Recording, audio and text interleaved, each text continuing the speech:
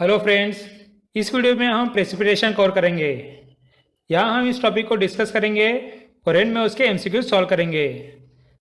तो चलिए स्टार्ट करते हैं।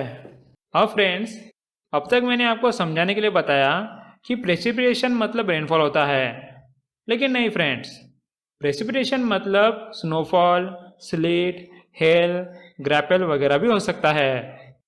सो क्लाउड से जो भी प्रोड्यूस होता है उन्हें हम प्रेसिपिटेशन बोलते हैं।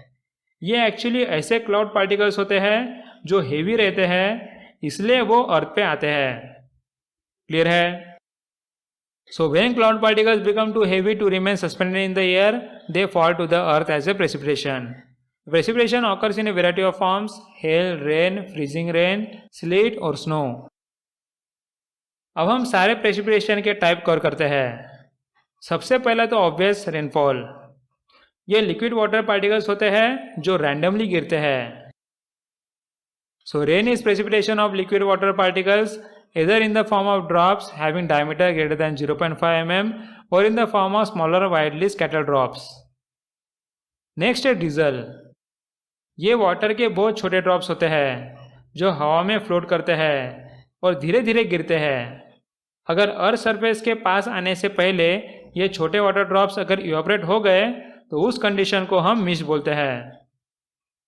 सो it is fairly uniform precipitation composed of fine drops of water having diameter less than 0.5 mm, small uniform size and seems to be floated in the air, it is referred as drizzle. If the drops in the drizzle completely evaporates before reaching the ground, the condition is referred to as mist. Next type है snow. ये ice crystal होते हैं, ज़्यादातर ये hexagon के form में होते हैं। ये ऐसे एरिया में पाए जाते हैं जहाँ टेम्परेचर बहुत कम होता है, जिसकी वजह से ये आइस वाटर में कन्वर्ट नहीं हो पाते। So it is the precipitation of white and opaque grains of ice. Snow is the precipitation of solid water mainly in the form of branch hexagonal crystal of stars. In winter, when temperatures are below freezing in the whole atmosphere, the ice crystal falling from the altostratus do not melt and reach the ground as snow. Friends, ice तो crystalline form में होते हैं जो कुछ harm नहीं करते, लेकिन thunder storm में एक अलग आइस गिरती है जिन्हें हम हेल बोलते हैं। ये आइस क्यूब के साइज के होते हैं जो बहुत डिस्ट्रैक्शन कर सकते हैं। So hail is the large frozen rain drop produced by intense thunderstorms where snow and rain can coexist in the center of draft.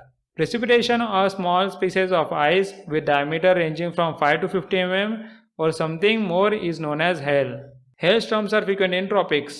In India, the period from March to May offers the ideal condition for hailstorms. It is most dreaded and destructive form of precipitation produced in thunderstorms or cumulonimbus clouds. Next होते हैं ग्रोपेल। ये बिल्कुल छोटे छोटे ice ball होते हैं जो water drops को फ्रीज करने के बाद मिलते हैं। इन्हें हम स्नो पेलेट्स या सॉफ्ट हेल्स भी बोलते हैं। So also known as snow pellets or soft hail, gropel is precipitation that forms when the supercooled water droplets are collected and freeze on falling snowflakes, forming 2 to 5 mm balls of rime ice. Next उसके जैसा होता है slit. बस यहाँ ice के साथ water भी precipitation होता है, जिसकी वजह से इसे फ्रोजन रेन भी बोलते हैं। Slit is a frozen rain drop that bounce on the impact with the ground. It refers to the precipitation in the form of mixture of rain and snow. It consists of small pellets of transparent ice 5 mm or less in diameter. It refers to a frozen rain that forms when the rain falling to the earth passing through a layer of cold air and freezes. This happens when the temperature is very low. It is not commonly seen in India except high ranges, that too in winter in extreme north and northeast India. Next होता है glaze. ये अलग तरह का precipitation होता है। इसमें water droplets freeze होते हैं। यह ऐसे एरिया में देखा जाता है जहाँ टेम्परेचर 0 डिग्री सेल्सियस से कम है। So glaze is a smooth compact deposit of ice, generally transparent, form by the freezing of super cool drizzle droplets or raindrops on objects with a surface temperature below or slightly below 0 degree Celsius. Glaze covers all parts of the surface expose to precipitation. और बिल्कुल उसके जैसा होता है freezing rain. इसमें बारिश तो गिरती है, लेकिन जैसे ही ड्रॉपलेट सरफेस को टच करते हैं वो आइस में कन्वर्ट होते हैं। So freezing rain is supercooled droplets freezing on impact. Freezing rain occurs when the layer of freezing air is so thin that raindrops do not have enough time to freeze before reaching the ground. Instead, the water freezes on contact with the surface, creating a coating of ice on whatever the raindrops contact. So friends, इसके बाद हमारे precipitation के सारे type cover हो गए। अब मैं आपको आइसोहाइड्स का कंसेप्ट बताता हूँ। यहाँ ये देखा जाता है कि कौन कौन से एरिया में प्रेसिपिटेशन सेम है। फॉर एग्जांपल आप डायग्राम में देख सकते हो, ऑरेंज कलर के एरियाज में सेम प्रेसिपिटेशन हुआ है, चाहे उन एरियाज के बीच में डिस्टेंस ज़्यादा है। ये हिल्स में किए गए काउंटर फार्मिंग जैसा दिखता है। क्लियर है आइसोहाइड्स? So isoheights are the lines connecting various locations having an equal amount of precipitation.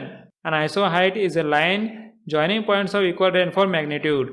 In this method, station locations and amount are plotted on a suitable map and contours of equal precipitation are then drawn. अब हम precipitation के topic पे MCQ solve करते हैं, जिससे हमारी अच्छी practice हो जाएगी। या हम क्वेश्चन को 7 से 8 सेकंड के लिए रखेंगे और उसके बाद आंसर्स को 3 से 4 सेकंड के लिए। चलिए स्टार्ट करते हैं।